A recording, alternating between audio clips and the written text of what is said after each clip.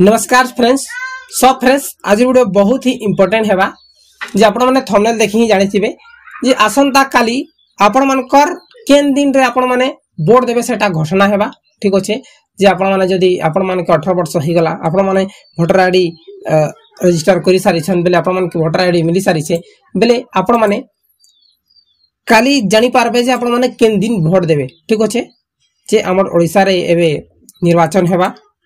निर्वाचन हेले आपण माने वोट देबे आपण माने चयन करबे मुख्यमंत्री। ठीक अच्छे तापरे विधायक आपण माने चयन करबे एमएलए आरो आपण माने चीफ मिनिस्टर चयन करबे। ठीक अच्छे जे काली डिक्लेयर हेबा डेटटा केन डेट रे हमर वोटिंग हेबा डेट जेनता करे डिक्लेयर हेबा मुई आपण माने अपडेटटा दे देमी। आपण माने चाहो छन डेट जानबार लागि हेले हमर चैनल के सब्सक्राइब करि रखुन बेल आइकन के प्रेस कर रखुन मुई फट के आपण माने के अपडेट ए चैनल माध्यम रे दे देमी।